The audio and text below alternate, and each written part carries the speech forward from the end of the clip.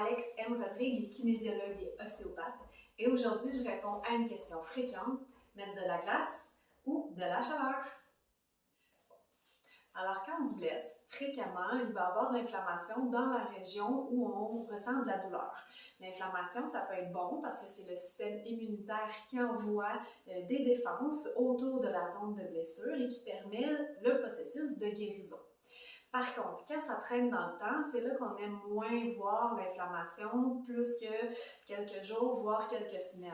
Donc, quand on est pris avec une douleur qui perdure, il faut garder quelque chose d'important sur la peau. Déjà, est-ce qu'il y a de l'inflammation? Est-ce qu'il y a de la rougeur et ou de la chaleur qui se dégage? Dans ces trois cas-là, je vous suggère de ne pas mettre de chaleur parce que c'est déjà une zone inflammatoire. Donc, on ne met pas du feu sur un feu. Ça, c'est mon premier conseil. Deuxième conseil pour la chaleur, s'il n'y a aucun de ces symptômes inflammatoires là, ce que vous pouvez faire, en fait, si la peau, mettez un peu de chaleur, donc de manière raisonnable pour détendre les tissus.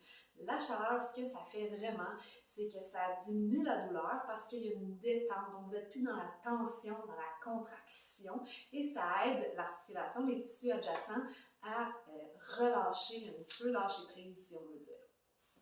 Pour ce qui est de la glace maintenant, donc la glace, c'est une bonne application pour diminuer aussi la sensation de la douleur, l'inconfort local. Ce que ça fait, bien, ça a un impact sur les terminaisons nerveuses de la peau, donc ça gèle la douleur, si on peut le dire comme ça, là, c'est un petit peu simplifié. Par contre, la glace ne va pas toujours enlever l'inflammation. Une inflammation, il faut savoir que c'est un apport de liquide pour aider la réparation des tissus dans la zone qui a été brimée. Donc, pour enlever l'inflammation, il faut aussi aider les liquides à partir. On parle aussi d'un drainage. Donc, ce qui va souvent être utilisé pour diminuer l'inflammation, c'est un bandage élastique pour faire une compression, donc toujours dans le confort, mais aussi on utilise l'alternance froid-chaud.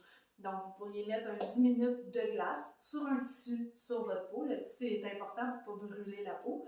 Puis, après 10 minutes, vous laissez la zone reposer ou vous mettez un petit peu de chaleur si ça vous rend confortable.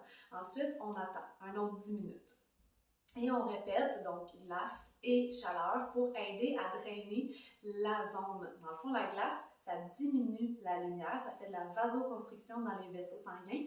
Et la chaleur, bien, ça va avoir l'effet contraire, donc ça ouvre un petit peu plus les vaisseaux sanguins avec un phénomène de dilatation.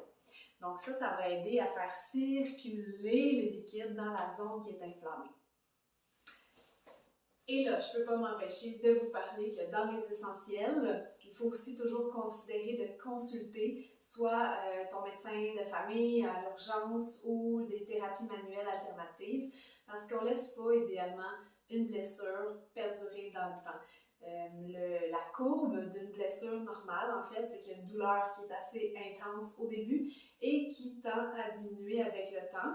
Et non seulement la douleur diminue, mais aussi tu as une meilleure capacité de l'utiliser. Donc, si c'est une cheville, par exemple, c'est de plus en plus facile pour toi de mettre de la charge sur tes jambes. C'est de plus en plus facile de marcher rapidement, de courir.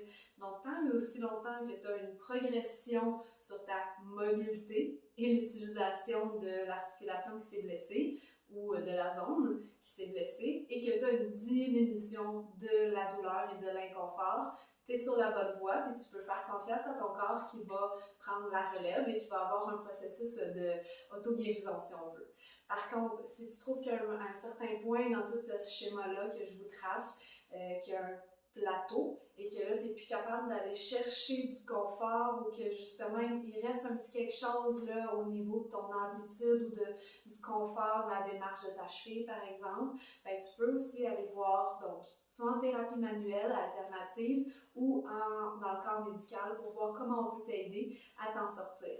Concernant les temps d'application, que ce soit pour la chaleur ou la glace, il y a plusieurs écoles de pensée. L'important, je pense que pour vous, c'est d'y aller dans le confort. Si vous trouvez qu'une application trop rapprochée, ça vous nuit plus que ça vous aide, allez-y pour les temps espacés. Maintenant, si vous trouvez que de prendre beaucoup trop de temps entre les applications de glace ou de chaleur, ça ne semble pas fonctionner, vous pouvez pouvez essayer de rapprocher les périodes. Moi, celle que je préfère, et là on y va vraiment avec une suggestion personnelle, c'est d'aller autour du 10 minutes d'application, que ce soit pour la glace ou la chaleur. Comme ça, les tissus ont le temps d'absorber un petit peu la température. C'est sûr que ça reste une application superficielle. Donc, le laisser la chaleur une demi-heure, ce qui risque d'arriver en fait, c'est que la chaleur va faire son effet dans les débuts, mais en dedans d'une demi-heure, ça va être beaucoup moins chaud qu'au début de l'application. Donc, c'est plus comme un confort après qu'on va chercher dans garder longtemps une chaleur sur un muscle, par exemple. À toute cette belle information, j'aimerais ajouter au moins 3 conseils de sécurité. Premièrement, s'il vous plaît, ne pas vous endormir sur une plaque de chaleur. Alors, ça s'est déjà vu, des gens qui se brûlent la peau en restant couchés sur une compresse de chaleur et qui s'endorment, donc qui passent beaucoup trop de temps sur une plaque de chaleur. Deuxième conseil, s'il vous plaît, n'utilisez pas de glace ou de compresse de chaleur après avoir mis une crème analgésique sur votre peau. Que ce soit 1, la crème, ou 2, la glace ou la chaleur.